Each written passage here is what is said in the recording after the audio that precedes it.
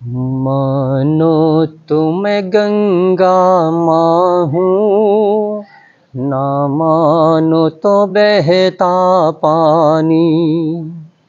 मानो तुम गंगा माँ हूँ, ना मानो तो बहता पानी।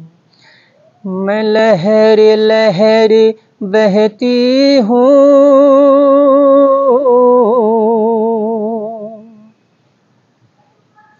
Hello students, welcome to the my YouTube channel math and English का खेल तथा अनुराग कोचिंग सेंटर खड्डा बाज़ार। इसके पहले हम एरिया से रिलेटेड कुछ क्वेश्चंस को हमने अपलोड किया है, उसको आप देखेंगे। और एरिया का चैप्टर जब तक समाप्त नहीं हो जाता तब तक हम इसी चैप्टर को लेकर के चलेंगे। तो चलिए इस क्वेश्चन को सॉल्व करते हैं। यहाँ पे हिंदी और इंग्लिश दोनों में दिया हुआ है। The cost of carpeting A room, कह रहा है कारपेटिंग ए रूम 15 मीटर लॉन्ग, यानी एक रूम 50 मीटर लंबा है। एक कमरा जो है 15 मीटर लंबा है, तो उस पर कालीन बिछाने का cost with A carpet 75 centimetre wide, और कारपेट की चौड़ाई, कालीन की चौड़ाई जो है 75 सेंटीमीटर है। कह रहा है एट 90 पैसे पर मीटर, कह रहा है कि 90 पैसे प्रति मीटर की दर पर अगर 15 मीटर लंबे रूम की कारपेटिंग की जा रही है, यानी उसमें कालीन बिछाया जा रहा है, तो 108 रुपये पड़ रहे हैं। और 1 मीटर कारपेटिंग करने में कितना है, 90 पैसे दिया हुआ है। और यहाँ पे क्या दिया हुआ है, रुपीज़ में दिया हुआ है। और यहाँ पे आप देखें ये 15 मीटर रूम की लंबाई दी गई है, और यहाँ पे कारपेट की चौड़ाई जो है, यानी कालीन की चौड़ाई सेंटीमीटर में दी गई है। और यहाँ ऑप्शन में यहाँ पे मीटर में दिया गया है ऑप्शन। इसका मतलब कि हमको जो है मीटर में इसको बदलना पड़ेगा, और ये रुपए में है तो पैसे को भी हमको रुपए में बदलना पड़ेगा। तो सबसे पहले तो हम इसको बदल लेते हैं। ये चौड़ाई आपकी कितनी हो जाएगी कारपेट की चौड़ाई, तो विथ ऑफ कारपेट की चौड़ाई ये आपकी हो जाएगी 75, और 100 सेंटीमीटर इक्वल टू 1 मीटर होता है, तो 100 से इसको डिवाइड कर देंगे। 25 या 75, 25 चौको 100, यानी 3/4 हो गया मीटर। इसके बाद से पैसे को 90 पैसे तो 90, और 100 पैसे इक्वल टू 1 रुपी, तो 100 से पैसे को भी डिवाइड कर देंगे। तो ये हो गया 9/10, ये रुपीस हो गया। अब यहाँ पे कह रहा है कि ये 75 सेंटीमीटर यानी 3/4 मीटर, और टोटल रुपया कितना लग रहा है कारपेटिंग करने में, यानी उस रूम का कारपेटिंग करने में 108 रुपीज़ लग रहा है। और 1 मीटर कारपेटिंग करने में यहाँ पे कितना लग रहा है 9/10 रुपीज़। 1 मीटर कारपेटिंग करने में 9/10 रुपीज़ लग रहा है। तो यहाँ पे हम क्या करेंगे अगर हम इस 3/4 से 108 को डिवाइड कर दें 108 को, तो कारपेट का यहाँ पे लेंथ, चौड़ाई तो यहाँ पे दिया हुआ है, ठीक है, लेंथ निकल जाएगा। तो यहाँ पे लेंथ यहाँ पर हम निकाल लेंगे, तो ये हो जाएगा आपका 108 को डिवाइड करेंगे 90 को हमने बदला किस में, ये 9/10 हो गया, ठीक है। तो इसको डिवाइड करेंगे, और जब इनटू में कन्वर्ट करेंगे तो 10 ऊपर चला जाएगा और 9 नीचे आ जाएगा। 9 × 9, 9 दूनी 18, 12 दहा में 120 मीटर ये लेंथ हो गया, 120 मीटर लेंथ हो गया। अब यहाँ पे तो कारपेट यानी कालीन उतना ही, कालीन का क्षेत्रफल कालीन उतना ही लगेगा जितना कि रूम का क्षेत्रफल होगा, ठीक है। तो यहाँ पे लेंथ यानी कालीन का लेंथ 120 हो गया और चौड़ाई यहाँ पे दिया हुआ है, चौड़ाई यहाँ पे 3/4 मीटर। तो अब यहाँ पे ये इसको दोनों को मल्टीप्लाई करेंगे, कारपेट की लंबाई और चौड़ाई को, तो ये रूम के एरिया के बराबर निकलेगा। और रूम का एरिया यहाँ पे इसकी लंबाई कितनी है, 15 है। अगर चौड़ाई हम x मान लेते हैं यहाँ पर, तो ये कारपेट का एरिया, इन दोनों को मल्टीप्लाई करेंगे तो कारपेट का एरिया इक्वल टू रूम के एरिया के बराबर हो जाएगा। तो चौड़ाई यहाँ से निकल जाएगी। तो चलिए यहाँ पे लिख लेते हैं 120 और into 3/4 equal to 15 into x। अब यहाँ पे चाहे तो यहाँ काट सकते हैं, 4 तिहाई 12 30 हो गया ना, तो 30 तिहाई 90 और 15 इधर आएगा, तो x इक्वल टू कितना हो जाएगा। चलिए यहाँ कर लेते हैं, तो 30 मैं लिख दे रहा हूँ, 30 तिहाई 90, 30 तिहाई 90 इक्वल टू 15 इंटू x। अब 15 को इधर ले आएंगे तो डिवाइड हो जाएगा, यानी x इक्वल टू 15 छक्के 90 यानी 6 हो जाएगा, 6 मीटर। तो ऑप्शन डी आपका सही होगा, क्योंकि यहाँ पे चौड़ाई पूछ रहा है, यहाँ पे रूम की चौड़ाई, तो x 6 मीटर हो गया। तो इस तरह से क्वेश्चन को सॉल्व करते हैं। तो अगर आप हमारे चैनल पर नए हैं तो कृपया आप इसको सब्सक्राइब कर लें। सब्सक्राइब और लाइक करने में कोई पैसे नहीं लगते हैं और बस कुछ ही सेकंड का ये काम होता है, ठीक है। तो हमारे लिए ये इम्पोर्टेंट होता है। और सब्सक्राइब करने के बाद बेल आइकन को अवश्य क्लिक करें। और इसमें पैसे नहीं लगते हैं सब्सक्राइब करने में और लाइक करने में, इसलिए आप इसको लाइक कर लें और सब्सक्राइब कर लें, ठीक है, क्योंकि हमारे लिए बहुत ही महत्वपूर्ण होता है। तो चलिए इसके बाद से हम नेक्स्ट क्वेश्चन को सॉल्व करते हैं।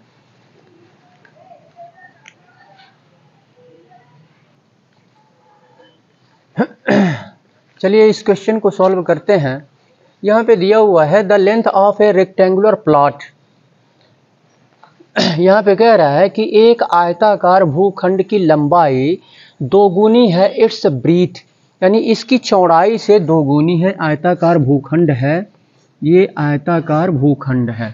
तो यहाँ पे कह रहा है इसकी चौड़ाई, इसकी ये जो चौड़ाई है, हाँ, ये लंबाई को कह रहा है, लंबाई कह रहा है इस चौड़ाई से दोगुनी है, ठीक है। तो अगर इस चौड़ाई को अगर हम x मान लें, ठीक है, तो लंबाई क्या है, इस चौड़ाई की दोगुनी है, तो 2 से इसमें मल्टीप्लाई कर देंगे तो ये 2x हो जाएगा लंबाई। आयताकार भूखंड है, रेक्टेंगुलर है plot. And the length of its diagonal, और डायगोनल का लेंथ, तो डायगोनल कितने होते हैं, 2 डायगोनल होते हैं एक रेक्टेंगल में। एक तो इस कोने से इस कोने को मिला दिया डायगोनल हो जाएगा, इस कोने से इस कोने तक मिला दिया जाए तो डायगोनल हो जाएगा, 2 डायगोनल। यहाँ पे कह रहा है इसके डायगोनल की लंबाई इसके डायगोनल की लंबाई, ये लंबाई जो है ये है 9√5, ठीक है, 9√5। Find the perimeter of the plot. तो प्लॉट की, ये जो प्लॉट है रेक्टेंगुलर प्लॉट, तो इसका हमको पेरीमीटर, परिमाप हमको बताना है, ठीक है। तो क्या करेंगे, सबसे पहले हम न तो हमको लेंथ पता है न तो ब्रीथ पता है, हमने x माना है, ठीक है। तो यहाँ पे क्या करेंगे, अब पाइथागोरस थ्योरम का यूज़ करेंगे, यहाँ पे पाइथागोरस थ्योरम का। तो सबसे बड़ी भुजा, यानी ये आपका हाइपोटेनस हो गया, सबसे बड़ी भुजा को हाइपोटेनस बोलते हैं। और ये हाइपोटेनस किसके इक्वल होता है, यानी बेस स्क्वायर और परपेंडिकुलर स्क्वायर, बेस स्क्वायर और परपेंडिकुलर स्क्वायर के इक्वल हो, base square plus perpendicular square के इक्वल होता है हाइपोटेनस।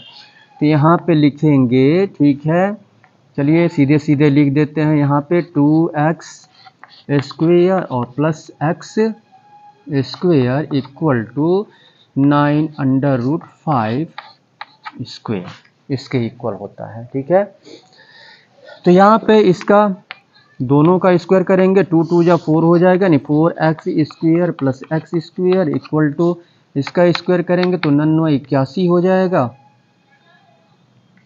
981।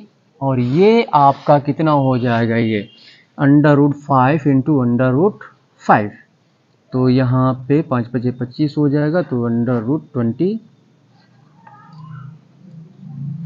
मल्टीप्लाई हो जाएगा। तो अब यहाँ पे देखते हैं कि यहाँ पे 4x² प्लस x² दोनों को ऐड कर लेंगे तो ये 5x² हो जाएगा और इक्वल टू 81 और ये रूट हम समाप्त करेंगे, ये 5 5 25 पेयर बन जाएगा 5 का, तो इंटू 5 हो जाएगा।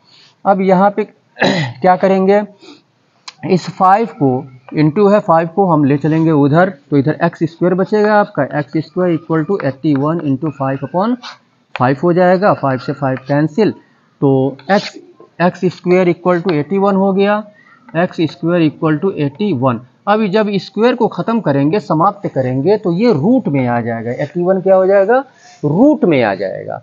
तो यहाँ पे x बचा और यहाँ पे √81, तो x इक्वल टू इसका पेयर बन जाएगा आपका 9 इंटू 9, पेयर का एक उतार लेंगे तो रूट समाप्त हो जाएगा, तो x इक्वल टू हो गया 9। यहाँ पे x इक्वल टू 9 हो गया, पूछ क्या रहा है, पेरीमीटर, प्लॉट का इसका पेरीमीटर पूछ रहा है। तो अब यहाँ पे लेंथ कितना हो जाएगा, लेंथ 2 इंटू एक्स का वैल्यू 9 आ गया, 2 इंटू 9 18 हो जाएगा, 18 मीटर में ऑप्शन में दिया है, 18 मीटर हो गया। और चौड़ाई कितनी हो जाएगी, यानी ब्रीथ 9 मीटर। तो पेरीमीटर का फार्मूला क्या होता है, पेरीमीटर का 2 इंटू लेंथ प्लस ब्रीथ, तो ये हो जाएगा 2 इंटू लेंथ कितना निकला 18 और ब्रीथ कितना है 9, तो ये हो जाएगा 9 8 17 यानी 2 इंटू 9 8 17 यानी 27, 2 7 14 और 2 दूनी 4 1 5 54 मीटर। पेरीमीटर स्क्वायर में नहीं निकालते हम, एरिया हम स्क्वायर में निकालते हैं, तो ये 54 मीटर हो गया। तो ऑप्शन ये आपका बी आपका सही होगा। तो इस तरह से क्वेश्चन को हम सॉल्व करेंगे, आपको फार्मूला पता होना चाहिए। चलिए इसके बाद से हम नेक्स्ट क्वेश्चन को सॉल्व करते हैं। तो आप हमारे चैनल पर नए हैं तो आप इसको सब्सक्राइब कर लें और सब्सक्राइब करें, लाइक करें, हमारा उत्साहवर्धन करें। चलिए नेक्स्ट क्वेश्चन को सॉल्व करते हैं।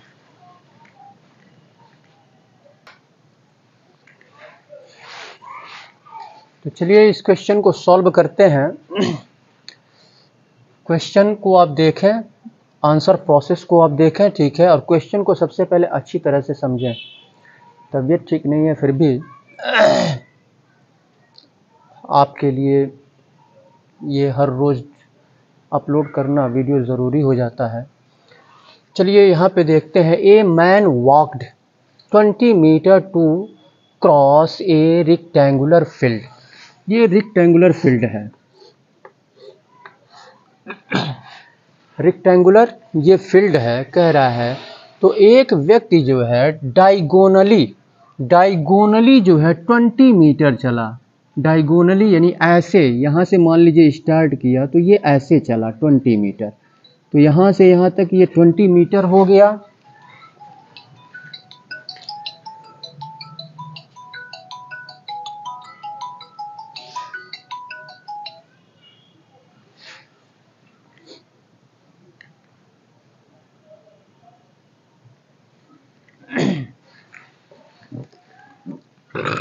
यहाँ से यहाँ तक 20 मीटर हो गया। अब यहाँ पे देखते हैं क्या कह रहा है, तो इसका लेंथ जो है फील्ड का ये 16 मीटर है। तो कह रहा है कि फील्ड की चौड़ाई ये हमको निकालना है, तो पाइथागोरस थ्योरम का यूज़ करके इसको निकाल लेंगे। चौड़ाई पाइथागोरस थ्योरम का यूज़ करके हम निकाल लेंगे, यानी इसको अगर हम x मान लें तो 16 स्क्वायर और plus x² equal to hypotenuse ये हो गया स्क्वायर। तो ये 16 16 हम 256 होता है, 4 के 36 6 3 9 6 1 6 9 6 15 256। 256 plus x square equal to, और ये है 20 स्क्वेयर, यानी 20 का स्क्वेयर करेंगे 2 दूना 4 और 0। तो यहाँ पे 256 को उधर ले जाएंगे तो एक्स स्क्वायर बचेगा और 400 और माइनस हो जाएगा ये 256। तो एक्स स्क्वायर इक्वल टू 10 में से 6 4 हो गया, 9 में से 5 4 हो गया, यहाँ पे बचा 144। स्क्वायर को समाप्त करेंगे तो ये रूट में आ जाएगा। तो x equal to under root 144, और ये 12 बार हम 144 होता है तो एक 12 बाहर आ जाएगा, 12 मीटर, यही जो है आंसर हो जाएगा। ठीक है, चौड़ाई 12 मीटर हो जाएगी। चलिए इसके बाद से हम नेक्स्ट क्वेश्चन को सॉल्व करते हैं।